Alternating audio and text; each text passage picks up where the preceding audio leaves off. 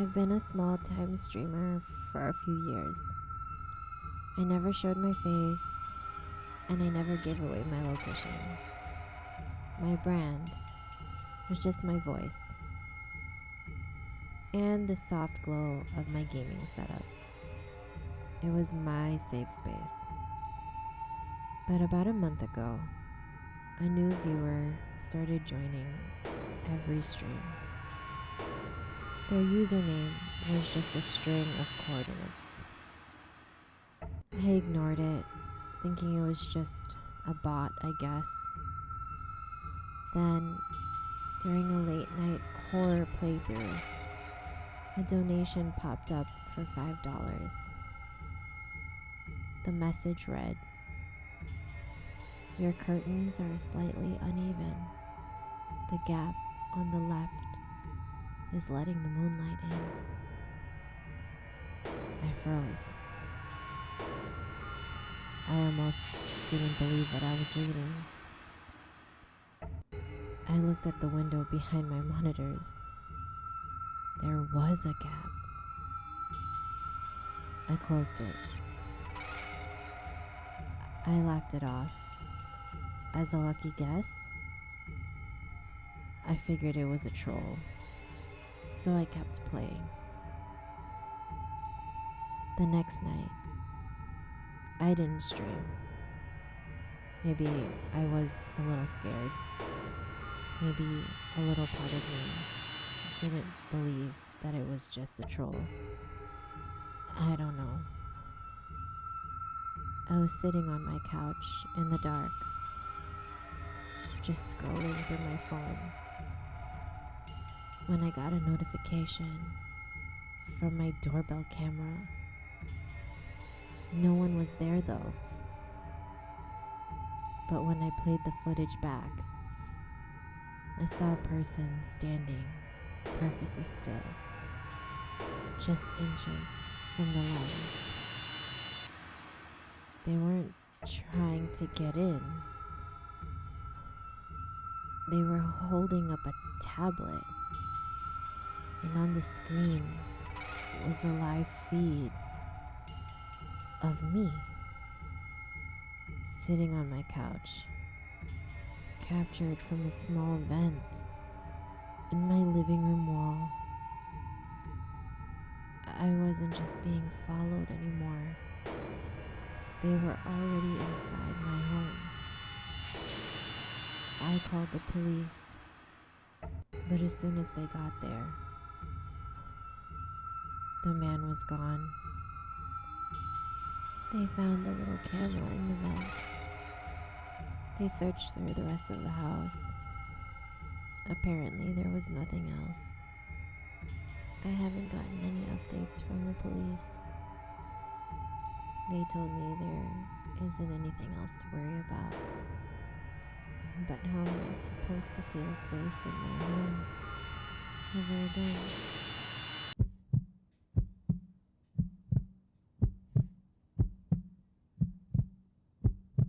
We bought a fixer-upper in a rural part of the state.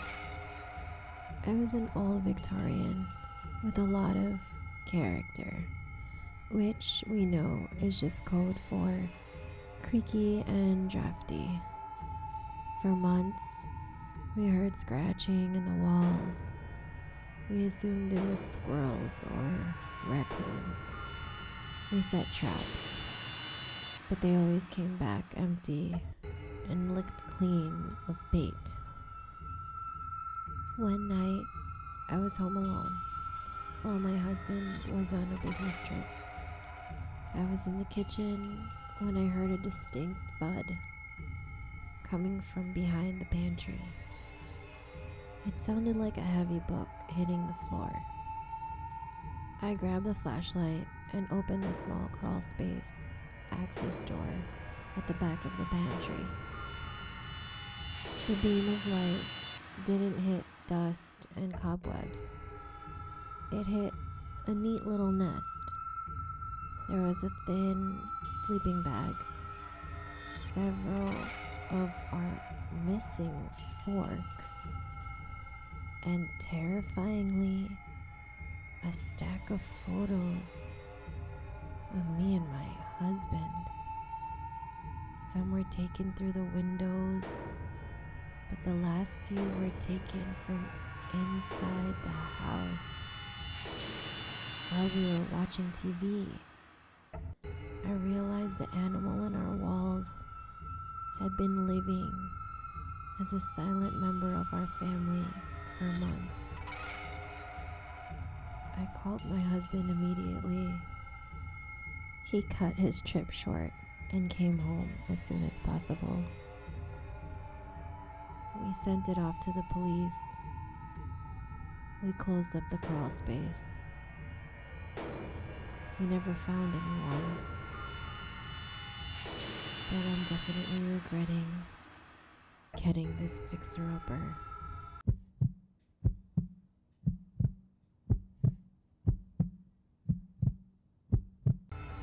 I am a bit of a tech nerd, so when I moved into my house, I went a little overboard with smart gadget everything.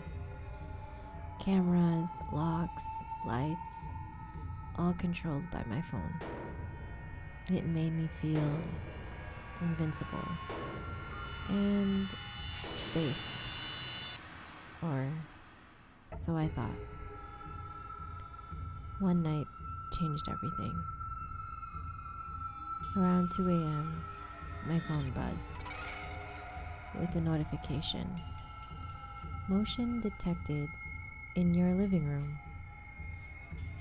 I opened the app, just expecting to see a shadow from a tree or maybe a bug on the lens. The living room was empty. But then, as I watched the live feed, the smart dimmer on the wall began to slide up. The room got brighter. Then the lights started strobing. Fast, aggressive flashes. I checked the log. My front door had been unlocked using a guess code, which I had never created.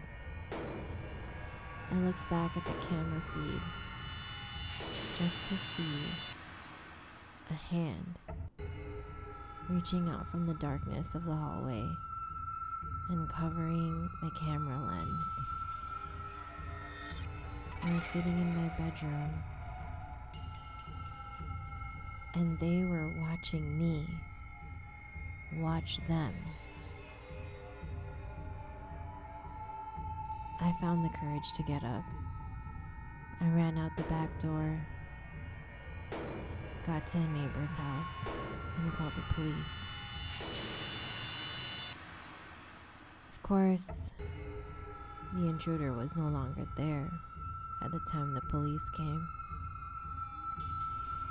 I wasn't feeling safe in my home after that. I stayed at a friend's for about a month. I do have a pending case against the security system that I had, so I can't say much more, but I'll update here when I can.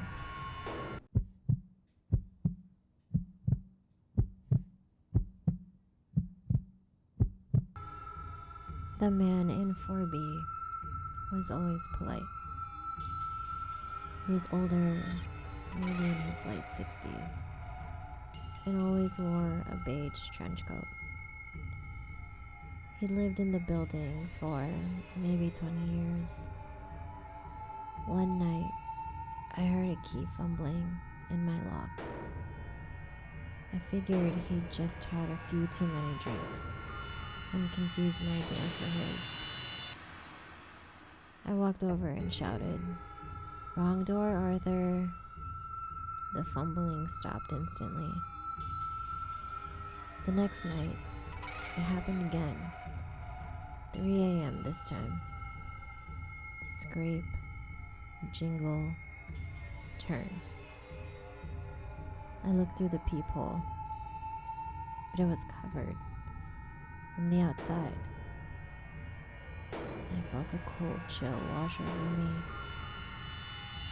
I didn't say a word this time. I just grabbed the kitchen knife and waited. The door didn't open, but a piece of paper was slid underneath. It wasn't a note though. It was a Polaroid photo of my door. On the back it said, "Arthur doesn't live in 4B anymore. I do." When the police came, they found 4B completely empty. I don't even remember Arthur moving out. There was no furniture, no clothes, nothing. Just a single chair facing the wall that I shared with him. And in the wall was a hole drilled right through where a single eye could see directly into my living room.